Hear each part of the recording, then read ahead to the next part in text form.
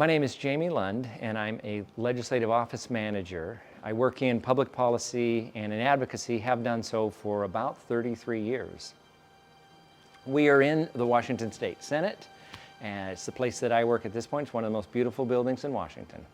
On a daily basis, it's a lot of communication. It's a lot of time at a computer. It's taking phone calls, setting up meetings. It's also operating a marketing campaign, for lack of a better term, outreach to folks, sending mailings out, invitations to town hall meetings, district day invitations, school groups that are coming in and making sure that they get their thank you notes for visiting the legislature. Wide range of activities on a daily basis. Calendar and correspondence are probably the most pressing things, but I do have employees who handle some elements of that, and I leave for myself the more challenging opportunities like planning district days or town hall meetings for the senator. Law is a big piece of policy making, and it happens at the local level, the city, the county, at the state level, the state legislature, at the federal level with Congress. And the lawmaking process is really important. It sets the rules for how we work together as a community, as people. And that process is very important. But in order to be involved in that process, you have to get elected, you have to stay attentive to the people who elected you. And so there's a large role of communication in that, where you are letting people know what you're thinking on issues as a legislator, what their opportunities are to get their needs met, what programs might exist, researching legislation that might be considered or attempted. So there's a legal side and a communication side in this particular work. Many people who work in public policy work in what they call an at-will position, because you're working directly for an elected official, and that person needs to have complete confidence in the person who's working for them. My position is an at-will employee, although I am a state employee. But an at-will employee means I serve at the pleasure of the senator, and at some point he may decide he wants to go a different direction. That is one of the risks that goes with this, but if you're really good at your job, it's not much of a risk. The kind of person who would be good in this job is somebody who gets along well with people, is able to solve problems rather than to fight over being right or being wrong. And that is really important to a collective decision-making process, which we do in America. The nature of making public policy is getting everybody to at least a majority's understanding of what it ought to be and making that happen. And that requires understanding what's going on. That requires hearing what other people are saying and not being thin-skinned about maybe not getting your way 100% of the time. So non-combative is really important, but then the skill set that's required would be communication, the ability to make exchanges of information sensible so people can actually understand. So if you're really good at writing, at speaking, at presenting ideas, this is an area where those skills are very valuable. You can be involved in charities, you can get involved in service clubs. The activities that you're involved in improving your community will all give you the skills and the recognition that make it more likely that you can serve in a position like this or in any position in city, county, federal lawmaking process.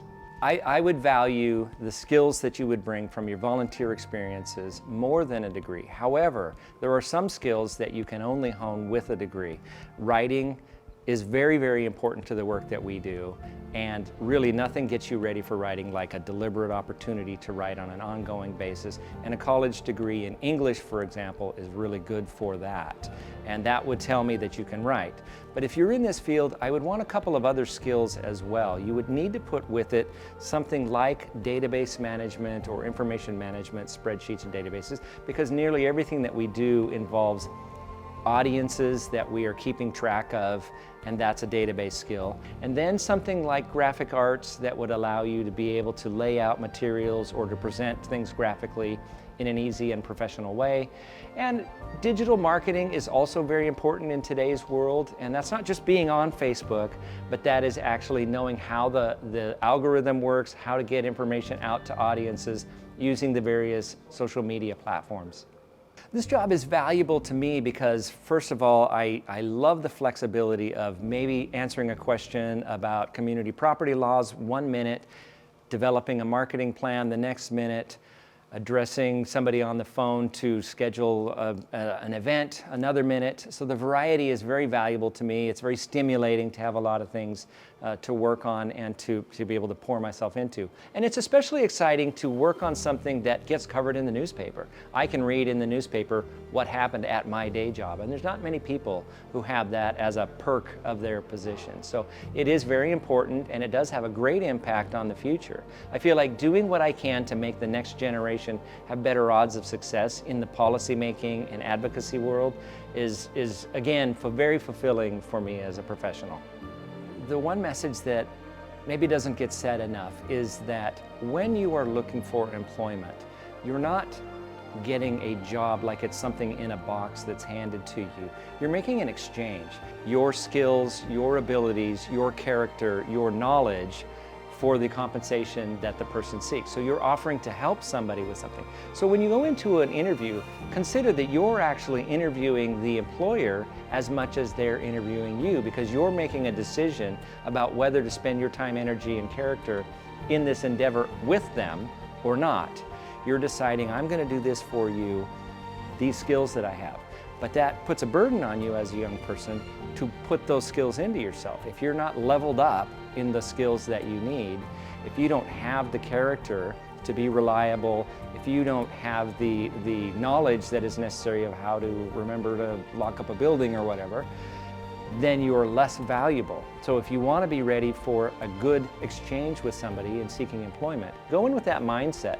Then you'll also recognize the most important thing you can do is make sure that you have built in yourself the skills and the character and the abilities and the knowledge that would be valuable to an employer, because that's what determines how you fare in that interview process and in that ultimate decision that you make.